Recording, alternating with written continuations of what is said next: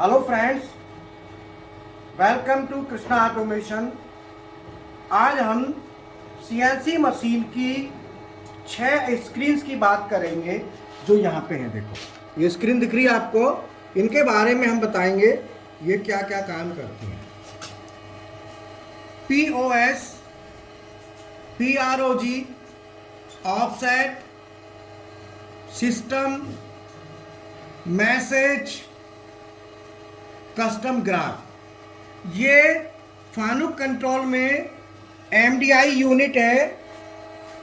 इस MDI unit पे ये 6 बटन्स हैं। आप ढंग से देख लो, गौर से देखो। POS माने पोजीशन।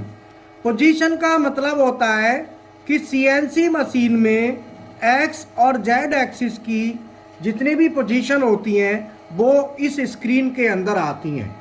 मैं आपको बता दूं कि अगर हम इसको प्रेस करते हैं POS को, तो POS को प्रेस करते ही यहाँ पे पोजीशन आ गया।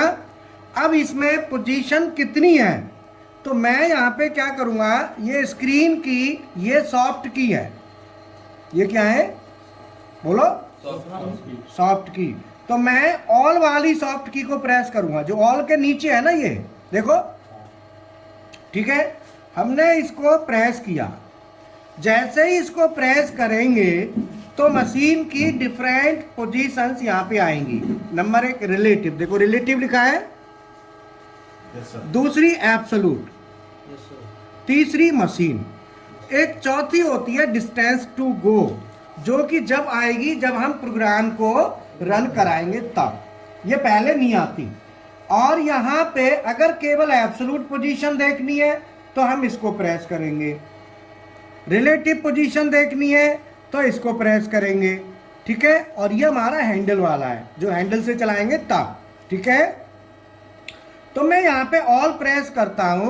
ऑल प्रेस करने के बाद अभी सभी पोजीशंस 0 हैं। अब देखो 0 है। अब मैं X और Z एक्सिस को चलाऊंगा। जब मैं X और Z एक्सिस को चलाऊंगा तो पोजीशंस में चेंज आएगा। ये मशीन है, ठीक है ना, टूल बना हुआ है।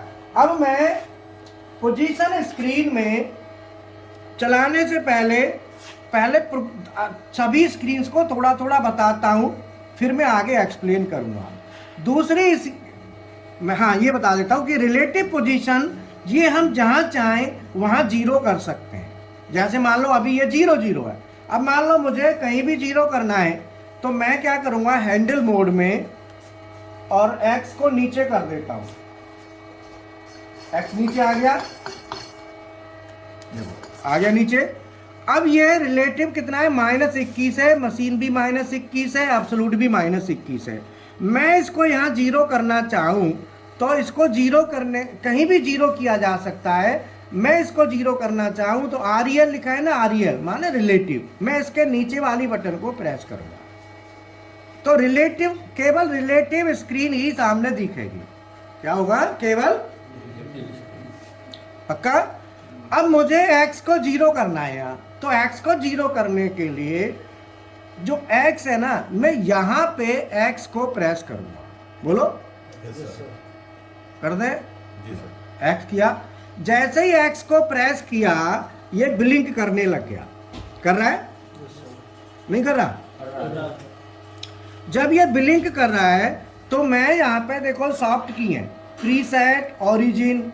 मैं यहाँ पे जो ओरिजिन लिखा है ना, ओरिजिन माने 0।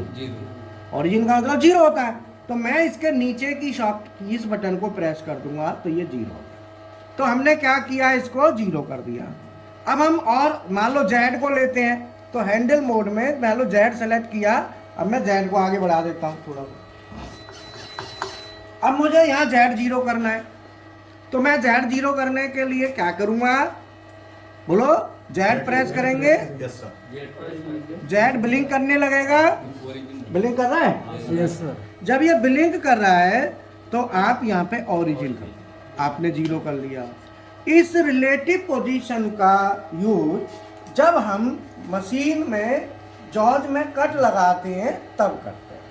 ये हमारे ऊपर है, कहीं भी 0 करके इसका ओरिजिन कहीं भी सेट किया जा सकता है। इसको कहते हैं रिलेटिव पोजीशन।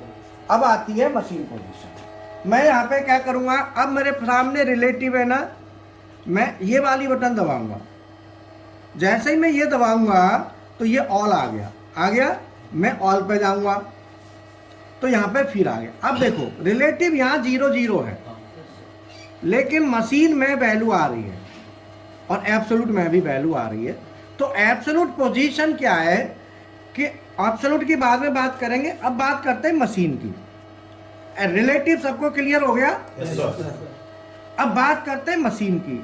मशीन पोजीशन जो वैल्यू आपकी शो हो रही है, यह वैल्यू मशीन होम पोजीशन से है। कहां से है? अगर मशीन होम पोजीशन पे चली जाएगी, एक्स एक्सिस और जेड एक्सिस दोनों, तो ये 0 0 हो जाएगा। ठीक है, आप लोग जब नोट्स बनाए वीडियो को पढ़ के, तो जो मैं बोल रहा हूं इसको नोट करना है। ठीक है, हाँ। तो मैं अब क्या करता हूं, इसको रिफरेंस करता हूं। तो रिफरेंस वाली बटन दबाता हूं। यहाँ पे देखो ये रिफरेंस है ना, रिफरेंस करने का ये देख रहे हो, मैंने दबा दिया। अब मैं क्या करूंगा, एक्स को करना है तो एक्स और प्लस, फिर जेड और प्लस कर दिया। अब यहां से ये 0 0 अभी नहीं हुआ, क्यों कि जो फीड ओवरराइड है ये अभी 0 पे है। मैं इसको थोड़ा सा खोलूंगा तो देखो हो गई 0। Yes sir. तो मशीन को रिफरेंस करने, इस तरह रिफरेंस करेंगे। तो ये रिफरेंसिंग का वीडियो अलग है, जब आप पढ़ेंगे तो आपको समझ में आ जाएगा। अब यहां पे बात आती है कि मशीन में जब ये वैल्यू 0 0 है, इसका अगर मशीन वाले कॉलम में 0 0 है तो इसका मतलब मशीन ऑन पोजीशन पे है। बट रिलेटिव में 0 नहीं है, रिलेटिव में क्या है, प्लस में 21 और प्लस में 61। क्योंकि रिलेटिव हमने खुद क्रिएट करी है, हम जहां चाहें वहां कर सकते हैं। हम चाहे यहाँ पे 0 0 करना है यहीं पे, तो यहाँ पे भी 0 हो जाएगा। यहाँ पे 0 करने के लिए वही प्रोसीजर है, रिलेटिव वाली दबाऊंगा। और यहाँ पे x को करना है तो x प्रेस करेंगे और ओरिजिन। z को करना है तो z, ये देखो z ओरिजिन। अब मैं यहाँ पे इसको दबाऊंगा तो ऑल आ जाएगा ना, ऑप्शन ऑल। अब मैं ऑल पर जाऊंगा तो देखो हो गया। रिलेटिव को जहां चाहे वहां पे हम 0 कर सकते हैं। ठीक है, यस सर। अगला स्टेप अब आता है एब्सोल्यूट। एब्सोल्यूट पोजीशन होती है कहां से, जहां से हम मशीन में जॉब ओरिजिन, मतलब टूल ऑफसेट जब हम लेते हैं तो ऑफसेट का जो ओरिजिन बनाया जाता है वहां से कंसीडर होती है। अब कहोगे कि सर ये 0 0 क्यों है, भाई क्वेश्चन आता है ना। तो इसका मतलब ये 0 0 क्यों है, बताएगा कोई? बोलो। क्योंकि इसमें 0 0 होने के पीछे कारण है। इसको कैसे पता चले 0 0 क्यों है, उसका पता करने का ये रहा, दिख रहा है T0 0 0 0। इसका मतलब है कि यहाँ पे कोई भी ऑफसेट सेलेक्ट नहीं है। अगर यहाँ 0 0 है तो कोई ऑफसेट नहीं है। जब कोई भी ऑफसेट नहीं है तो मशीन होम सेलेक्ट है, इसीलिए ये 0 0। आप देख रहे हो? अगर मैं इसको चेंज करूं तो आप देखना ये वैल्यू चेंज हो जाएगी जब टूल सेलेक्ट यहाँ हो जाएगा। अभी यहाँ कोई टूल सेलेक्ट नहीं है क्योंकि सब 0 है। जब यहाँ टूल सेलेक्ट होगा तो यहाँ पे वैल्यू आएगी। तो इसकी हम आगे बात करेंगे क्लास में। ठीक है, अगली स्क्रीन आती है प्रोग्राम स्क्रीन, दिख रही है? Yes sir. प्रोग्राम स्क्रीन को हम क्या करेंगे, प्रेस करेंगे। हमने प्रेस किया तो प्रोग्राम स्क्रीन प्रेस करते ही हमारे प्रोग्राम वाली विंडो आ गई। देखो PROG लिखा है। अब PROG लिखा है तो मैं इस बटन को प्रेस करूंगा, इसको अभी कुछ नहीं हुआ तो मैं फिर इसको प्रेस करूंगा। क्योंकि ये दोनों बटन क्या होती हैं, आगे पीछे करने के लिए होती हैं। ये बैक करती है, ये बैक करेगी और ये आगे आगे करेगी, ध्यान रखना है। तो मैंने अगर जैसे इससे बैक, हाँ ये देखो, देख रहे हो, इनसे, इससे और इससे हम ऑप्शंस को लेते हैं। या तो इससे ऑप्शन आएगा या इससे। अब इससे कुछ नहीं आ रहा, कोई बात नहीं, तो इससे आ रहा है। इन दोनों का यूज करके हम ऑप्शंस लेते हैं, राइट। अब मुझे चाहिए डायरेक्टरी, इनका यूज करके, इसका या इसका। मैं डायरेक्टरी DIR को खोलूंगा, ये डायरेक्टरी आ गई। ये प्रोग्राम नंबर्स हैं, O1, O2, O3, O4, ये क्या है, प्रोग्राम के नंबर्स हैं। अगर मुझे इनमें से कोई भी प्रोग्राम निकालना है, मान लो एक नंबर चलाना चाहता हूं मैं, तो मैं क्या करूंगा, ओ लिखा है, ओ के साथ 1, जैसे ही ओ के साथ 1 लिखूंगा तो यहाँ पे प्रोग्राम डायरेक्ट O1 लिखा, O1 करके हमारा क्या ऑप्शन आ रहा है यहाँ पे, देखो ओ लिखा, ओ और 1, यहाँ पे सर्च आना चाहिए, बट आपका सर्च नहीं आ रहा। क्यों नहीं आ रहा, क्योंकि पहले से कुछ कोई क्योंकि इसमें हमें प्रोग्राम जब खोलना है तो हमें क्या करना है, एडिट सेलेक्ट करना है। आ गया, एडिट मोड है ना, तो O1 आ गया सर्च, हमको एडिट मोड चाहिए। तो ऑपरेटिंग मोड जो होते हैं इनके अलग अलग फंक्शंस क्या हैं वो हम आपको पूरा बताएंगे, वो उसमें आ जाएगा। तो प्रोग्राम वाली जो स्क्रीन है, ये मान के चलो इसमें प्रोग्राम से रिलेटेड पूरा डिटेल मिलेगा। नया प्रोग्राम बनाओगे तो इसमें बनाओगे, प्रोग्राम में चेंज करना है तो इसमें करना है, और प्रोग्राम को रन कराना है तो भी ये आपको खोलनी पड़ेगी। ठीक है, यस सर। अगली स्क्रीन है ऑफसेट स्क्रीन। अगर मैं इसको प्रेस करता हूं तो देखो यहाँ पे चेंज हो गया, ऑफसेट आ गए, यहाँ पे हमारे ऑफसेट आ जाएंगे। अगर कोई भी ऑफसेट में काम करना है, चेंज करना है, वैल्यू चेंज करनी है, तो ऑफसेट वाली स्क्रीन में हमको जाना पड़ेगा। तो यहाँ पे ऑफसेट वियर, ये ज्योमेट्री ऑफसेट है, देख रहे हो ज्योमेट्री, और ये वियर ऑफसेट है। ठीक है, और ये क्या है, ये आपका वर्कशीट आ गया।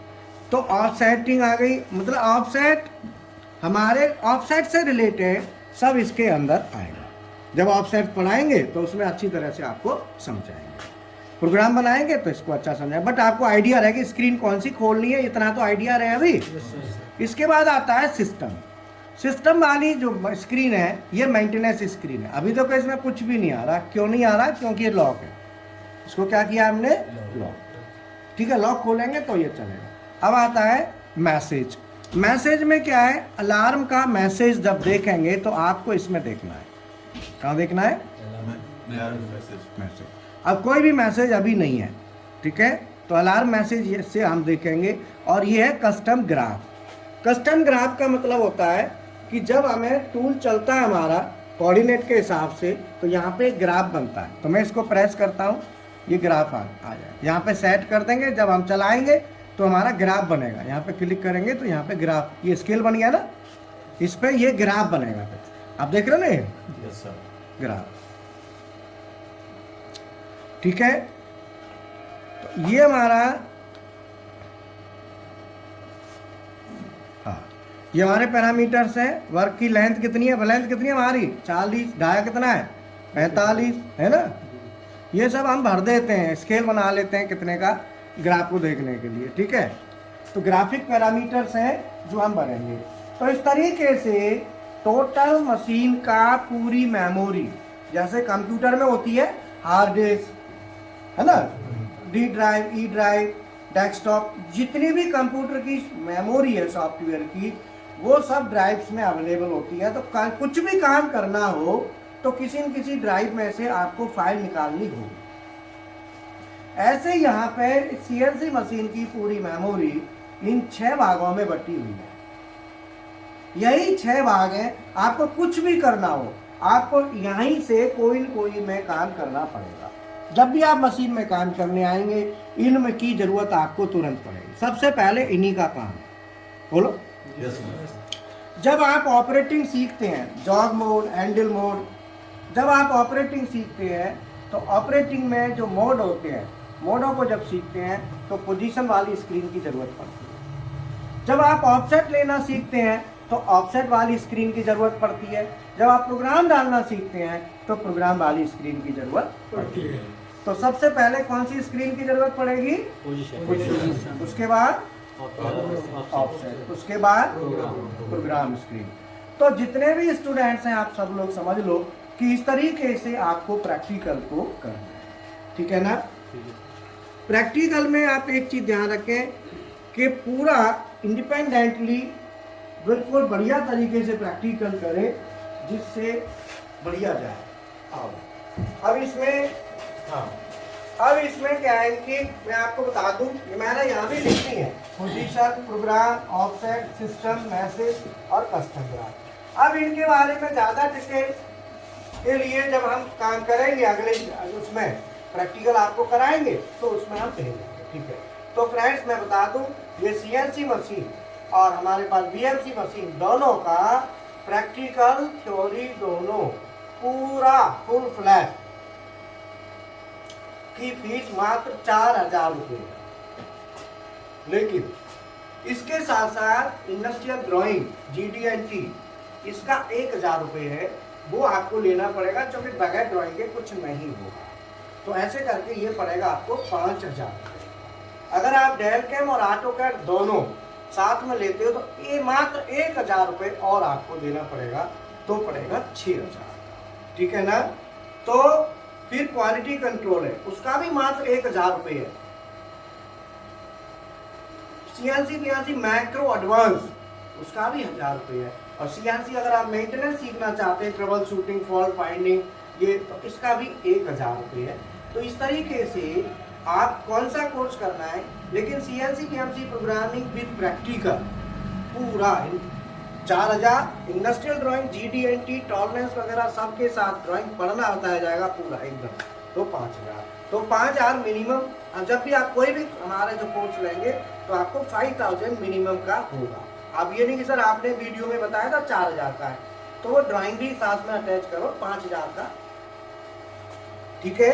बाकी डेल कैम ऑटोकैड भी मेरे हिसाब से तो बढ़िया है, देखो करोगे तो फ्यूचर बढ़िया बनेगा। अच्छा, दूसरी बात, मैं एक बात की गारंटी देता हूँ कि जिस स्टूडेंट ने मेरे हिसाब से पढ़ाई करी वो बिल्कुल फ्रेशर है।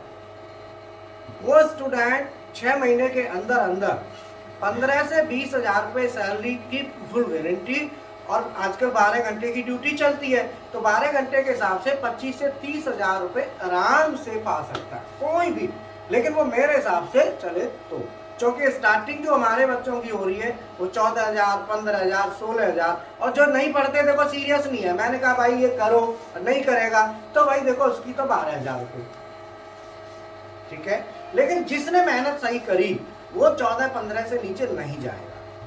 फिर बाद में मेरे से कहेगा तो भाई मैं थोड़ी उस काम करूंगा, क्या करूं बताओ, मैं कह रहा हूं तू कर, तू नहीं कर रहा, तो जबरदस्ती तो मैं नहीं करा सकता।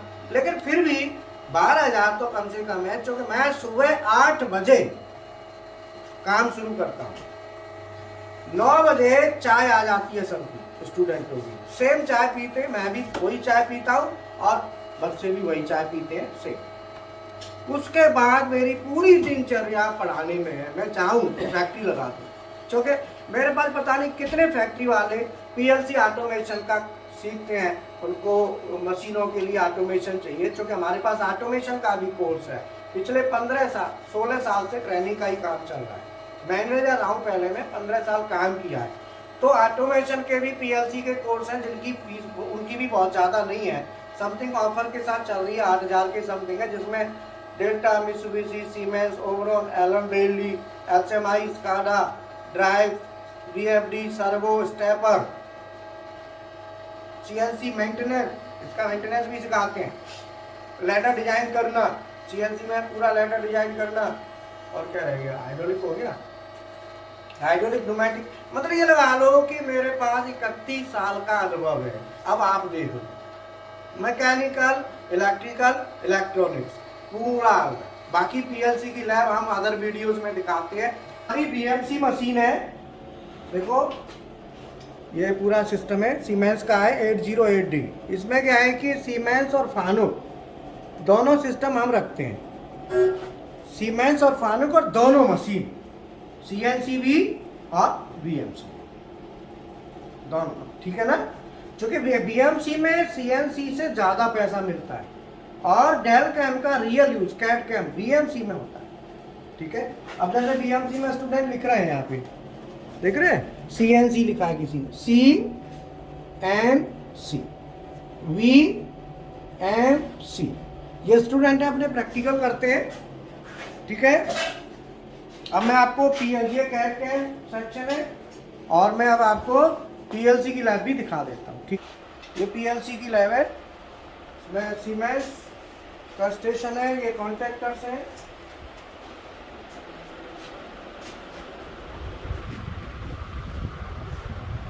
और ये पीएलसी है, सीमेंस की पीएलसी है जिसमें प्रैक्टिकल कर रहे हैं बच्चे। सीमेंस की दिखा दो पीएलसी एक बार।